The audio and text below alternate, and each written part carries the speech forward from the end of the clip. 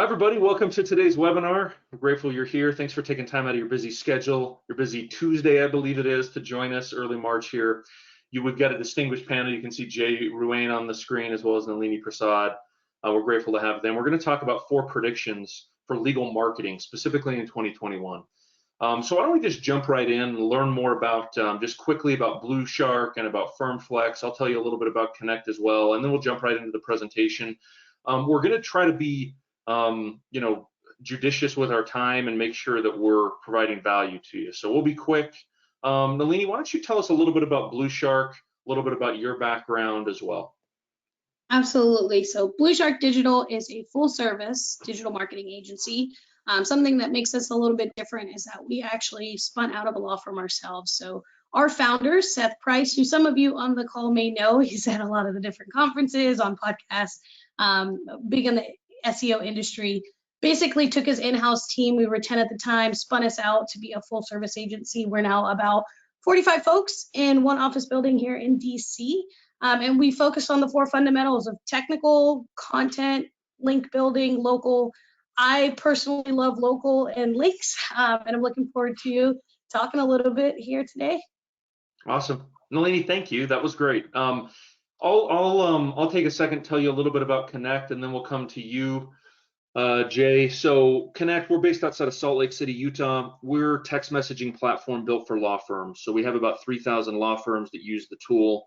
And what we do is basically turn their main number into a textable line. So they're able to send and receive text from that number. We also put a little text us button on their website, which essentially doubles their website leads, what we've seen.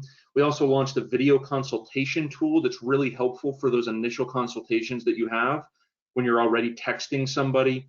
And then we drive online reviews via text as well. So those are the 4 things we do really to help firms. We're integrated with a lot of practice management systems.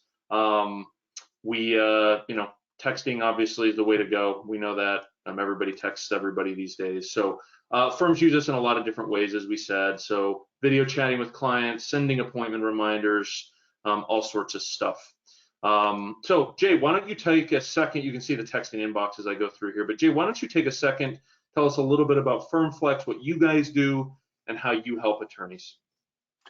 So yeah, thank you for having me. So FirmFlex is we don't do 4 things. We do 1 thing, and it is social media marketing for lawyers. We do have a number of different ways that we can help you with that. Our core product is our original do-it-yourself product, where we do daily coaching, where we're giving you the ideas and the themes and the hashtags and the images and everything that you need to do. But we've amped it up recently, and if you could advance the slide, our latest product is what we call the social super system.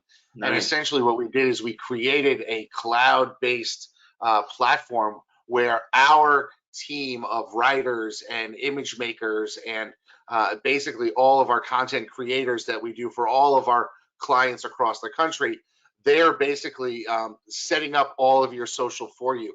So you could log in once a month and approve everything for an entire month. And that way you're constantly, 2-3 times a day, you're posting social media, and it's all stuff that is meant to engage your customer, engage your clients, but also has a bit of a legal focus.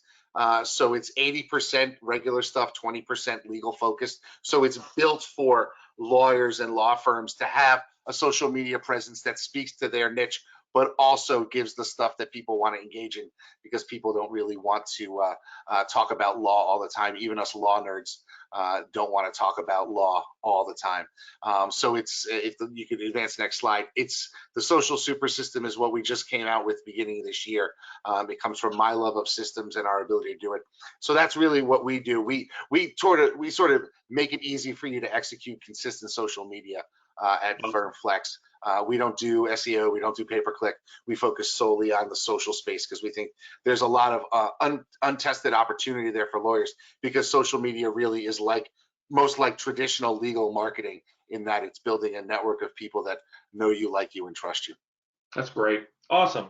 Well, thanks for jumping on. We're going to dive through some predictions. I think in the marketing for this, we talked about 4, as we've gotten talking, it looks like there's a lot more than 4. So you're getting more bang for your buck, right? Which is a good thing. So let's dive in here. This is one that I think is really interesting and one that I want to get your thoughts on. So we all adapted, and maybe no industry more so than law firms adapted to the changes during COVID, right? You're suddenly doing hearings on Zoom. We've all seen the famous one where the attorney was the cat and he couldn't figure out how to change it, right? We've all adapted to doing initial consultations and all of our meetings essentially via video. I think this is an interesting prediction here because I think some of those changes are going to remain constant. We've heard from many of the firms that we work with that they're going to continue to do consultations and multiple meetings via video with their clients, and that hearings in many jurisdictions are going to continue to be on video. Certain types of hearings for certain types of cases are going to continue to be on video just because it's more convenient. You can get more work done. So I don't think that, I guess the caution I would have here with this prediction is I just would stress, like, don't think that just because this thing's winding down, hopefully, that we're just going to go back to the way it was. Many things are going to remain that we learned during this last year. Nalini, do you agree with that? Thoughts on that? My favorite thing when I'm on Zooms, hey, you're on mute. Yeah, I know, right? So I absolutely couldn't agree more. And I think it's more so even thinking ahead that when COVID is winding down and over, how can I still leverage this ability to be more communicative online to build my business, right? So thinking a lot of our firms had been focused on their local city because that's as far as they could reach, right? So a lot of you guys have practice areas that you do have to stay within your state, but now how much more of that state can you reach? How much more can you target different cities that fit your demographics? And it doesn't necessarily have to be so centered anymore because you can do an intake on Zoom, right? Thinking about how can you structure your firm to leverage those items is absolutely going to be a thing. And I know that in the legal industry, a lot of us crave that person to person, let's have a drink, let's grab coffee, right? That's how you built your referral networks and your businesses for a lot of you. So there is that element of, I want to get back out to a conference. I want to get back to that person to person element. But I think even with conferences, what they learned was that we can offer a second option that you could sit at home and watch these presentations live. And now it's going to open up conferences to lawyers who couldn't make it because you just had a baby, or you've just won a big contract that you can't leave you've gotten a big client that came on, you can't leave, but now you can still take part. So I agree. I think it's really, let's put our heads down and think about how can we also move beyond this, but still keep some of these elements. Absolutely. Yeah, I totally agree. Jay, any thoughts on this one? Yeah, it's interesting. I'm a practicing attorney. I actually have 9 hearings tomorrow morning between 9 a.m. and 11 a.m. And if we go back a year to because there are pardons and expungements hearings, my morning last year, the first week of March, that took me an entire day between the commute, which was to a courthouse an hour away, sitting around all day, waiting for the decisions. I didn't get home until about 4:30. I went back and actually looked. I'm going to be done tomorrow by 11 a.m., which is going to open up 5.5 hours for me. And so what I'm doing is I'm looking back at my calendar and really saying, okay, if I am recapturing this time, how can I make my usage of that time most effective? And so I'm able to focus more on building my business. I take 50% of any newly found time, and that is to build on my business. Another 25% goes to reconnecting with clients, and the other 25% goes to me. That's how I try to do it. So I'm actually trying to be very cognizant of the newly found time that I'm going to be getting because of the new way of doing business. That's a good point. So I think maybe what I would recommend, it sounds like, Jay, you've been really purposeful about what to do with that and what's changed. I would just, sit down as a team at your firm and say, like, okay, what changes do we want to continue? Like, there's certain changes too that maybe hasn't necessarily saved you half a day, like in Jay's example, but has made life easier for your clients. Like, what are those changes? So I would just sit down and be purposeful about this and say, what do we want to continue to do, even though this thing at some point will end? So great discussion. All right, let's talk about the second one. This one dovetails nicely with the first prediction, Jay. This is one you sent me that I was excited about because we're really passionate about this at Connect. But the two-way video thing, it's not going anywhere. It's going to continue to get more popular and more important. What did you have in mind with this prediction, Jay? Well, the thing that's interesting about it is that, I think over the last year, all levels of legal consumer, have become a lot more comfortable with using video in different ways. Of course, they're very comfortable with, the GoToMeetings, the Zooms, that type of thing. But there is an opportunity with things like Dub or Video Peel to actually record direct messages to clients and get them to respond by way of video right from their handheld. I mean, I know we're using Video Peel as a service in our office to get testimonials and reviews that we can use. We're using actually with FirmFlex. If you go on the getfirmflex.com website, you can actually engage with me in a series of videos where I'm asking you questions, I'm getting responses, whether you need customer service or if you want to know more about our plans and our platforms. It's all videos, and you can ask me you can fire it up using your phone and ask me a question on video, and I can respond on video to you. And there's something about that when you see another person engaging with you, it drives that connection. So while you can't reach out and shake the hand, having a person respond to you from their couch or their car is something where you can say, okay, well, this person is invested in me. It's not just a sales thing. And so the use of platforms like that, I think, is going to continue to rise, and personalizing those videos, I think, is the next level that you can take it. That's great. Well, I'll tell you just some data that we've seen internally, and then Nalini, get your thoughts on this as well. So we launched a tool that, everything we do is based around texting, but we launched a tool called Video Chat back in the fall. And essentially the way it works is if you're texting with a client or potential client, you push a little video icon within Connect, and you can send them a link and you get a link. And you both click on that link and suddenly you're video chatting live. And it can be recorded, you can screen share, etc. So what we're seeing is that law firms are using this for initial consultations. Like if they're talking with a prospective client via text, they're using this for the initial consultations. Anyway, what we've seen is that firms, when we initially launched it, were using it 3 or 4 times a month. There were instances when they thought it was useful. Now those same firms are using it 45 times, 50 times a month, because they're saying, like, look, I can take this text conversation that I'm having with a prospective client or a client and immediately have that video interaction. And I think it just speaks to your point, Jay, about how more comfortable we all are with that interaction now than we used to be. Everyone knows how to use video chat now. Everyone knows how to they're comfortable with the interaction. Nalini, any thoughts on this prediction from Jay? I mean, it's gonna be a drinking game. See how many times Nalini does this. I like it.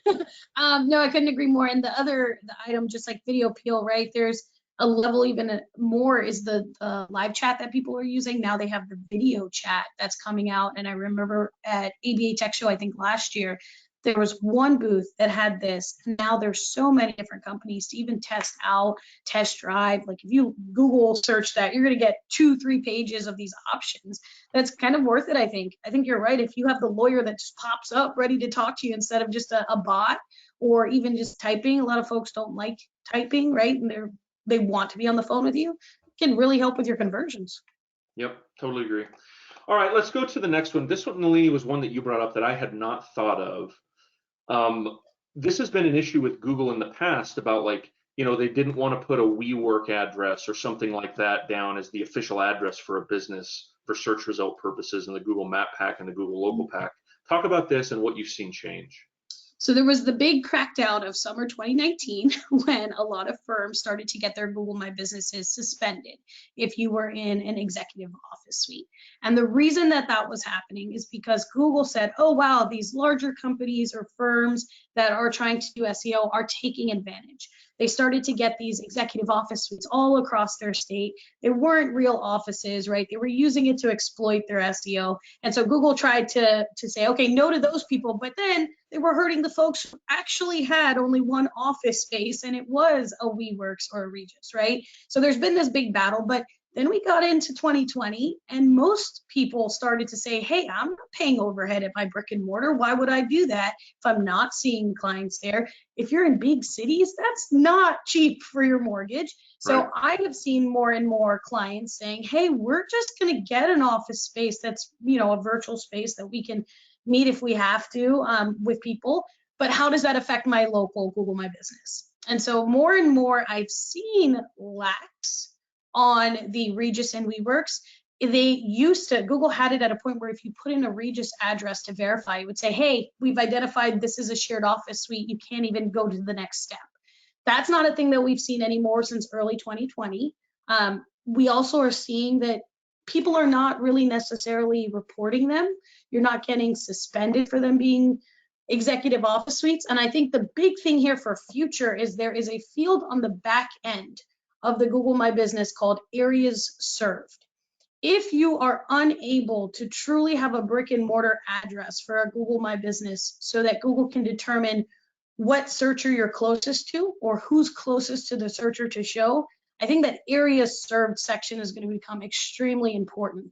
It's definitely going to go through fixes, because right now the way it is you tell Google what area you serve. So I think if people get it earlier on, you're able to put a list of cities. You're not restricted to putting only one city there too, that you can say, hey, Google, I service folks in this area. So I would tell people to go right after this and kind of play around. If you have nothing in that area served menu, please go fill in at least your main city. But otherwise, you can put counties, you can put things like that. And I think Google's going to have to start relying on that a lot more than even just the address a year from now. So to be clear, you're saying Google's already sort of allowing this, at least you to finish the process of signing up, and you're not seeing people be reported as much for this. And the assumption being, obviously, fewer and fewer businesses, frankly, are going to have full-time big offices. There's going to be a lot more shared space. So Google has to make accommodations and changes for that. And I think I've seen that they're much more lax with it. And I guess we'll have to see, time will tell. If everybody goes back to brick and mortar, so will Google, right? But I've definitely seen them putting forth more effort on like virtual items. What are your online appointments available, right? Things like that. That's a great point. I love that. Let's talk about reviews. This is one that's really interesting. You talked about reviews, Jay, a second ago. This one's obviously critical to what we do at Connect. I have read a ton of research from really smart people that indicate Google is going to make two significant SEO changes to their algorithm this year. Number one is what they're calling page experience, where the experience that the visitor has on the page is going to become a bigger and bigger part of their algorithm. So how quickly this page loads, how good the content is, how good the imagery is, like stuff like that is starting to matter to Google more and more, and they're making specific changes to their algorithm against that. And then the other factor is they're putting an increased level of importance on reviews, especially because kind of what you talked about with number 3, Nalini, like if they're not sure exactly where a business is located, there's uncertainty with that, and areas served is being relied on more, they've got to rely more and more on reviews, which is what I'm seeing that they're going to. Are you guys hearing the same thing? Does that make sense? Thoughts on number 4? Jay, you want to take a... Yeah, Jay, go ahead. Sure. I mean, from my own personal perspective, I mean, Google, let's think about what Google's own, plan is. They want to give a searcher the very best result the very first time they click. And so one of the things that Google can rely on, having such a wide and long history of taking in and pulling in reviews of businesses, is that if you've got a business that's got 500 4.5-star or 5-star reviews, and you've got another business that's got 4 reviews, they're going to say, let's give them the one that everyone likes, because we want people to rely and have confidence in the Google results that we offer. And so it's become, there was a time where there was a race for links. But reviews certainly are the new links, and they've been so much so for at least 5 years. Now in our industry, lawyers are starting to come around to it. Other service providers like plumbers and stuff have been aggressively going after reviews for years. But I mean, when was the last time you bought anything on Amazon without at least looking at the number of reviews it has? You may not read any of them, but that's the mindset of the consumer nowadays. Yep. And so it's only natural for Google to continue down that path.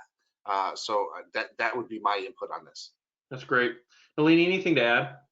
Yeah, so with the reviews, the content itself, when we talk about page experience, we're also talking about how long is a user on your site, right? On your page. These are the types of metrics that Google can numerically use to say, okay, this is a good page experience. When you get these reviews on your Google My Business, taking that content and putting that on your website, when you look really at where the traffic on your site is, a lot of the times it's the about us. They're learning about you because they want to know who they're getting to deal with, right? They're looking at testimonials. If you make it very clear where your testimonials are, it's not just like hidden on different pages, but you have a tab for it, I guarantee you a lot of traffic goes there. And so by taking these really compelling reviews and not just putting them on the testimonial page, but putting them on your car accident page or divorce page, right? On the side menu or the bottom, that keeps people engaged. It makes them read something. Oh, this person liked using them. Let me continue and learn more about this lawyer. So taking it not just from Google My Business, but it's going to be very important to keeping the people engaged on your site too. Yeah, and I don't know what Nalini's thought on this is, but what I like to do on my page is I'll put one review near the top of the page, and then I'll put a call to action to scroll down more, because historically, if I'm not mistaken, scroll depth is something that Google has tracked. And so if you can get them to, number one, remain on page, and number two, scroll on your page, you're giving them two very positive signals to show that this is a page worth pushing up in the SERPs. Super clever. Yep. Them engaging and clicking on anything, right? Whether it's the scroll or if you can get them to click to another page even, that's great. Yep. That's great. All right, awesome. Jay, this was one that I wouldn't have thought of either, but you mentioned this, micro video ads. Tell us what you mean here. We're not talking about videos that show like tiny things. We're talking about really short, like 5-6 second videos, right? All right. So if you want to think back in history, 3 weeks ago, there was the Super Bowl, and during the Super Bowl, there was a 5-second ad for Reddit. And it got picked up in a lot of the media about how, can you believe that there was a 5-second ad? But if you spend any time on YouTube, you will notice that prior to a YouTube video that you want to watch, you may be forced to watch an ad, and those ads are 6 seconds in length. And obviously, smarter minds than me have determined that that is a significant enough amount of time for a consumer to get at least an impression on their brain as to what the brand is. And so you've seen there, you can Google it up, I'm sure, search it up if you don't want to use the Google phrase, and find some really innovative and creative, very short ads that some companies have put out. But what we are doing, and we're doing it in our FirmFlex program for some of those clients there, but I'm using it aggressively in my office, is we're creating 6-second ads, and we are running them locally in the communities that we serve, merely to build brand name. We're not looking for a call to action and a click to our website, although we are getting them in spades. We're getting about a little under 1% click through, which, when you are targeting massive amounts of people and not necessarily wanting to get clicks, a 1% click through is pretty decent, because we're getting them at incredibly ridiculously low prices. We're not even paying a penny. We're not even paying a half a penny. We're paying 0.3 of a cent to get an impression. And when you show that to 100 or 200,000 people in your local area that you're serving, or 1 million, you're going to be able to touch them an incredible number of times for a very small budget. And so our 6-second ads that we're running on YouTube are really starting to drive brand awareness. And we're seeing in results of a lot more direct name searches in pay-per-click, and then also in our analytics to see that people are actually searching for the brand name of the businesses that we're putting out there. So the brand is sort of getting into people's heads, which is exactly what you want. You just want people to know you exist to some extent, and you can do it so incredibly cheaply. And then the wonderful thing, since I'm a bit of a social media marketing nerd, is that we then took these 6-second ads and dropped them into a Facebook ad campaign and an Instagram ad campaign. And one of the great things there is that, number one, you have more opportunity to write copy that can get you a click. But the ability of you to show your entire video in 6 seconds means that the engagement, which normally drops off between 6 and 10 seconds, because people will stop, scroll, and look, and then if they don't like it, then they'll scroll on. Well, by the time they're ready to scroll on, your entire video has played for them. And so what the Facebook algorithm is seeing is that people watched your whole video. And so they're then saying, hey, if people are watching this whole video, we should show it to more people. So you're sort of using the algorithm to eat itself by using these very short 6-second ad videos. And when you do that at scale, you can really build a brand name in your local area. And as lawyers, for the most part, we do serve a local population. So there's nothing wrong with carving out a small portion of your budget. I'm talking $1,000 over the course of a year, and just hammering your local audience with your name, what type of practice that you do, maybe a quick little video. I mean, we do car accident ones. We do ones that are. I have one for one of my brands that is just literally the brand name repeated 7 times in 6 seconds. It's the most annoying ad you'll ever see. But in 6 seconds, it gets the brand name across, which is exactly what we want. So it's great to take these micro moments and blow them out and really scale them and use the algorithms against themselves, but also use these platforms. You know, they're expecting Coca-Cola to be paying, you know, millions of dollars for their 6-second ads over billions of people. Well, we can do that at a smaller scale and own our local markets. I like that. I like that a lot. Nalini, have you guys seen that at all? The increased popularity of short video ads and things like YouTube pre-roll. Like, man, and Jay, to your point, I remember that Super Bowl ad. That was awesome. Like, you actually, because it was so short, it caught people off guard and they remembered it. You know, it wasn't like your 2-minute epic Super Bowl commercial that you see a lot. So yeah, any thoughts on 5 and 6, Nalini? And then Jay, I want to come to you for the YouTube stuff specifically. Yeah, I think the other benefit of this 6-second situation is, in a lot of these masterminds, one of the biggest issues that the lawyers talk about is, I don't have time to focus on marketing, right? I need to pick one thing and then I need to just do that one thing. And they think it's only going to help in one aspect. If you were to create a video, this is what Jay is saying, is you don't have to necessarily create that 6-second and that's the only thing you ever use it for is this ad, but you could have a larger video that you've spent time creating, take a lot of chunks of that big video and turn it into these 6-second ads, right? Where else can we put it? We can put it, if it's a testimonial, something that I've heard more and more recently is this 8-word rule, right? If you can't say it in 8 words, it's not strong enough yet, right? So if you can get one of those testimonials, boil it down to one sentence that they said that just hits the needle on the head, turn that into your 6-second ad, use it on your website, use it as a testimonial, right? I just noticed that Google My Business is allowing the weekly posts. You can put video now. And it is only a matter of time before we're able to put video reviews. I am counting down the days till I see that come out, but it's coming. And so if you have these testimonials already, it's so much easier to have your folks just upload them right into the Google My Business. I think video is one of those where you can spend some time and money, and then you can leverage it in like 10 different ways. And when you hear about Jay talking about that reach, tell me that's not ROI, right?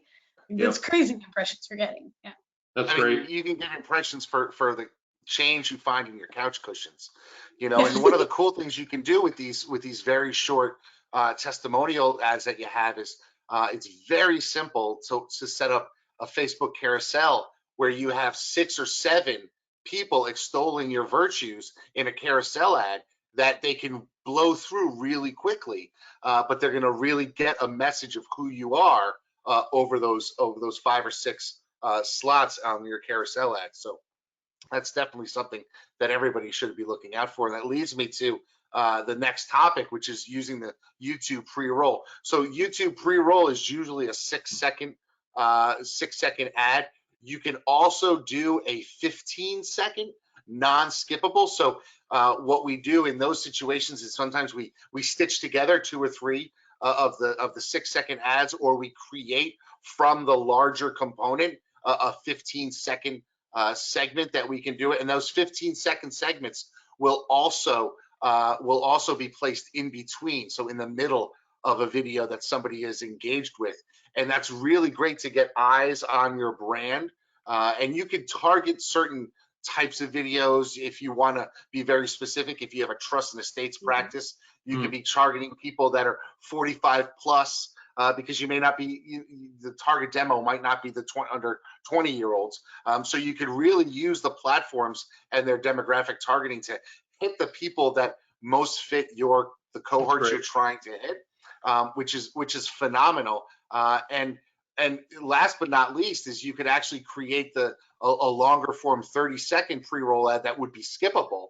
But if you use the right combination of music and engagement, people will actually sit and go through it. It's amazing to me how we would have on a 15-second unskippable ad, you might get a 1% click-through rate, but we have some 30-second pre-roll video ads that are getting a 15% click-through rate. That's awesome. Which is insanity when you think about. I mean, that is a lot of people that are saying, "Hey, you know what? This interests me. Let me find out more about it." So, there's, people. The great thing about having your hands on a phone is that people are not hesitant to click through on something that intrigues them. It used to be years ago. When you had a Facebook ad, you never wanted to take somebody off Facebook because they would immediately click back to Facebook. Now, not so much. People know that Facebook will always be there and they can come back, to see what's new. But if it's something that interests them, they're willing to chase that rabbit down the rabbit hole, and you should be that rabbit that they want to follow up with. You know what's interesting? So 2 thoughts on this, and I should have said at the start, I think I mentioned it, but not in depth. We do really want you to ask questions. So, find the little question area on the right-hand side of your GoToWebinar panel there.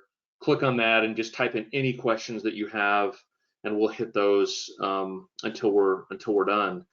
Just 2 thoughts on videos, though.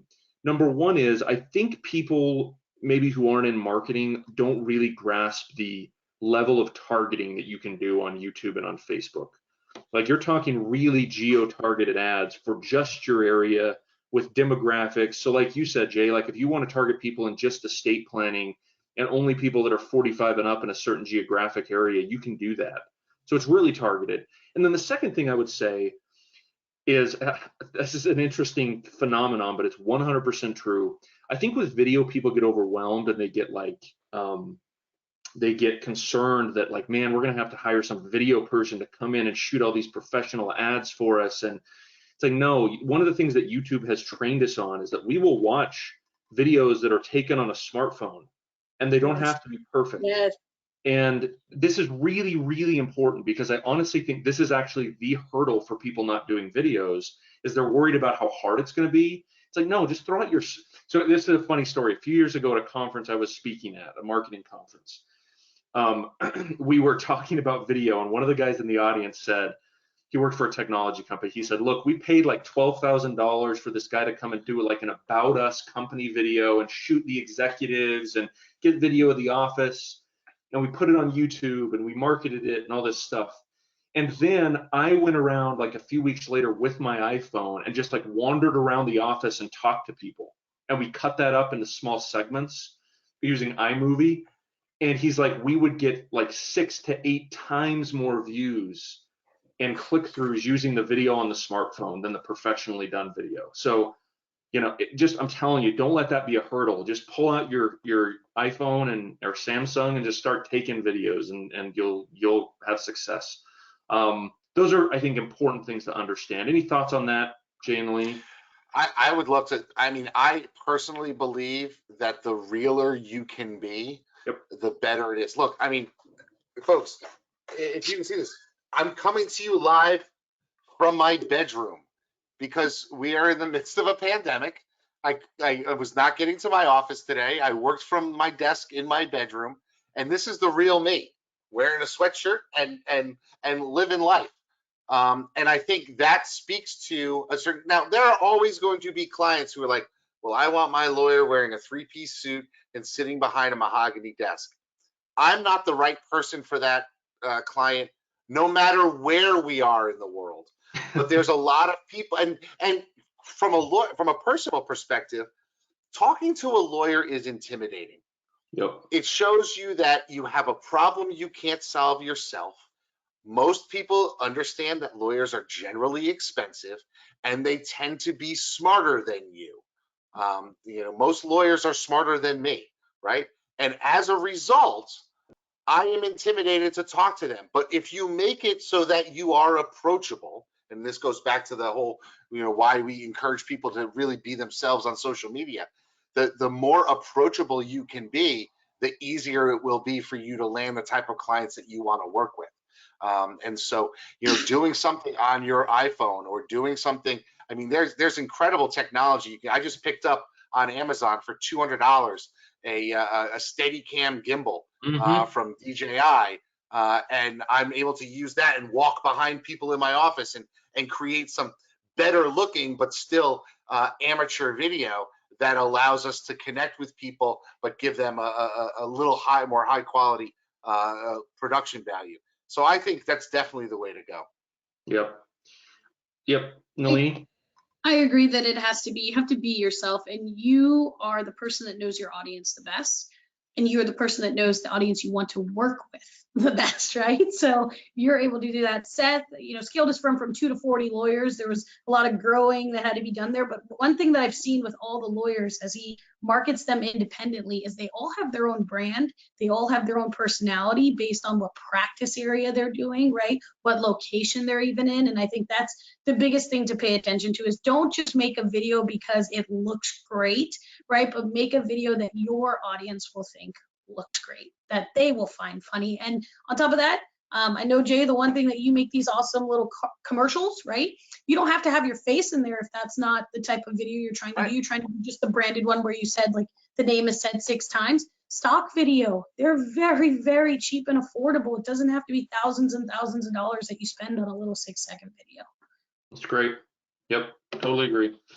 Good. We're getting a few questions in, guys. Here's one we're getting right here. So Nalini, going back to what you're seeing from Google, do you think some of these changes make it more difficult or easier for law firms to move up the rankings more quickly? Like, are some of these changes going to make it more steady state, or are they going to allow movement up and down and make it a little more chaotic for a while as Google figures some of this stuff out?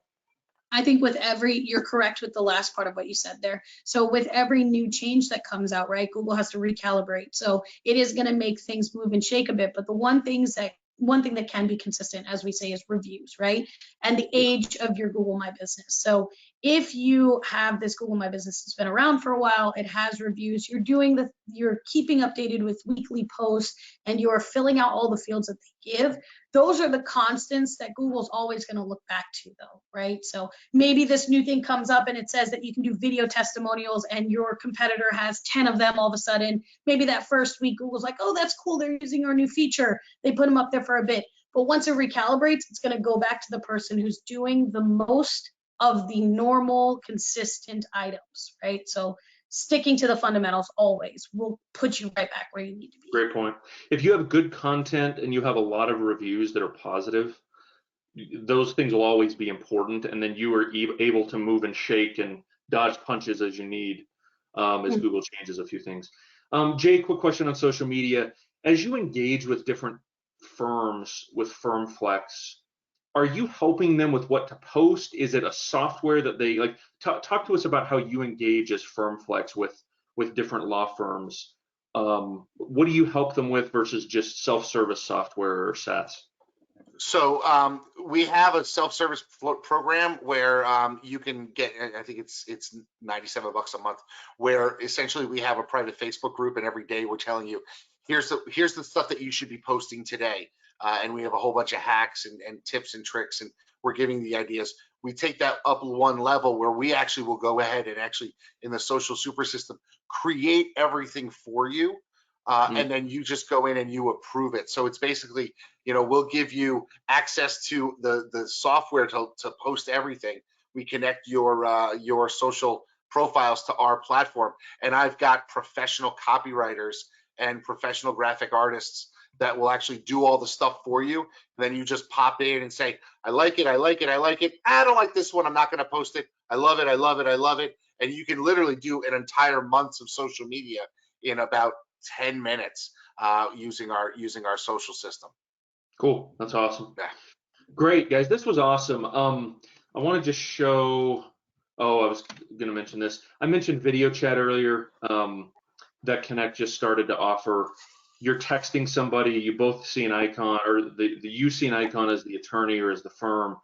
You click on that icon. It sends you both a link, and suddenly you're video chatting. It's pretty cool. And like I said, the usage has gone up like 30x in the last 4 months. Yeah, I mean, just video is just so important. Yeah, Just crazy, so important. crazy.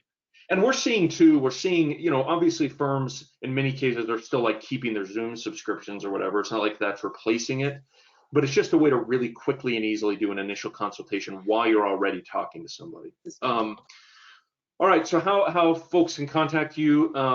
I put Jay's email address under Blue Shark, and I forgot your name. Sorry about that. He knows a lot about us, guys. Jay's. I feel like Jay can answer the question. Yeah, his goes over here.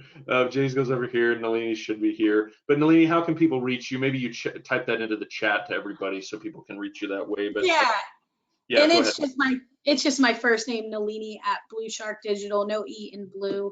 And then I'll put that in the chat as well. Awesome.